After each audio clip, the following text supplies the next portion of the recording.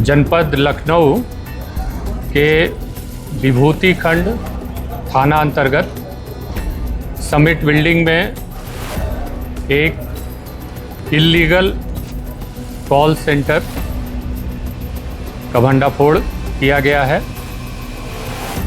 यह call centre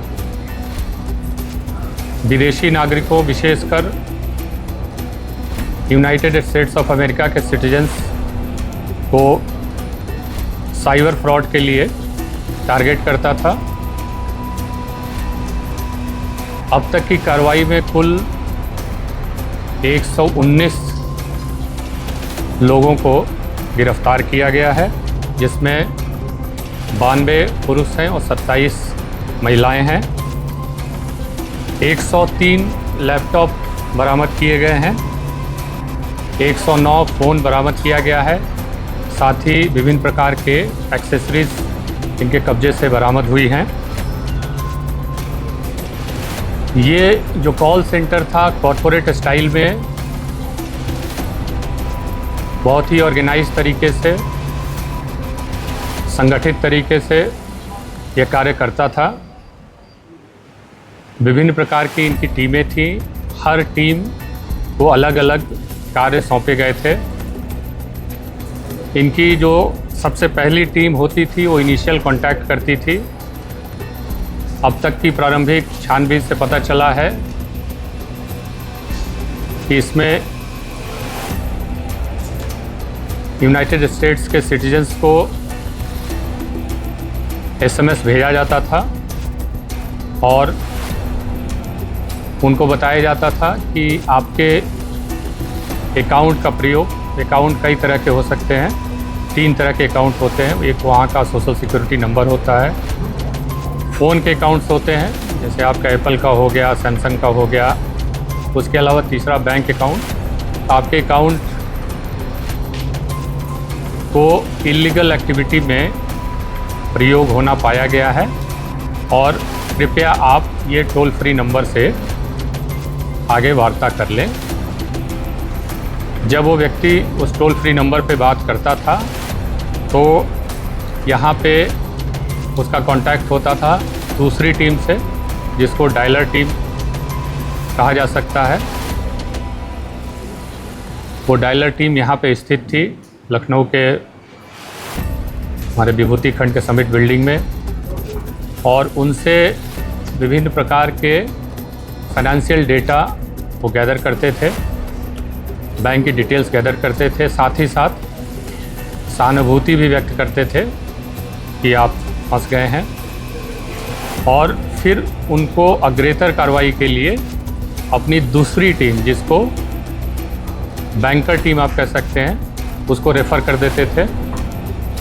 banker team पहले इनके डिटेल्स को वेरीफाई करती थी और साथ ही साथ यह बताती थी कि हाँ, आपके अकाउंट का दुरुपयोग या उसकी संलिप्तता विभिन्न प्रकार के इल्लीगल ट्रांजैक्शंस में पाई गई है।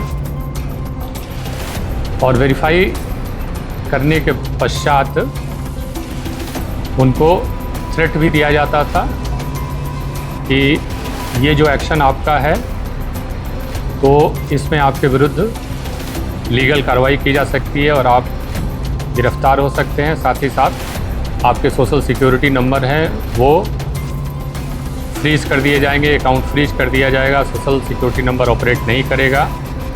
तो उससे वो काफ़ी भयभीत हो जाते थे। और तब सबसे लास्ट में इनकी एक टीम, जिसको आप क्लोज़र टीम कह सकते हैं, उसको रेफ़र किया जाता था, जहां वो टीम इनसे वार्ता करके इनको बताती थी कि किस तरह से आप इससे बच सकते हैं। बचने के मुख्यतः वो 3 तरीके बताते थे। पहला तरीका ये होता था कि आपका चूँकि अकाउंट फ्रीज हो जाएगा तो जितना भी आपके पास पैसा रुपया है वो सब आप निकाल लीजिए और गिफ्ट वाउचर अमेज़ॉन के होते हैं, फ्लिपकार्ट के होते हैं, कई कंपनीज़ के होते हैं, सेफोरा कंपनी का होता है, तो वो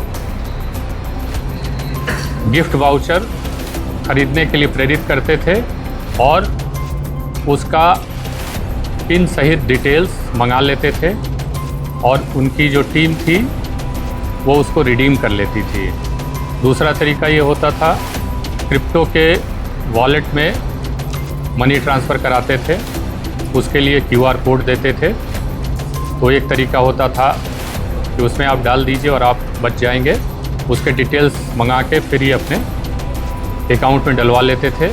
तीसरा तरीका होता था वहाँ की UPS, यूनाइटेड पोस्टल सर्विस, जो यहाँ की स्पीड पोस्ट DHL के समकक्ष है, उसके माध्यम से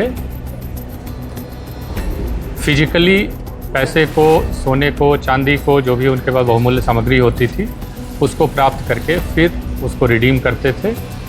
और वो पैसा जो प्राप्त होता था वो हवाला के माध्यम से फिर यहाँ आता था। यहाँ जितने एम्प्लॉयज़ हैं उनकी मंथली सैलरी थी 30 से 40 हज़ार के करीब, प्लस कुछ लोगों को बोनस भी दिया जाता था। और यहाँ उनके ट्रांसपोर्टेशन की भी व्यवस्था थी और उनको यहाँ पे ठहराया जाता था। तो कुल 119 लोगों को हम लोगों ने गिरफ्तार किया है और माननीय न्यायालय के समक्ष उनको प्रस्तुत किया।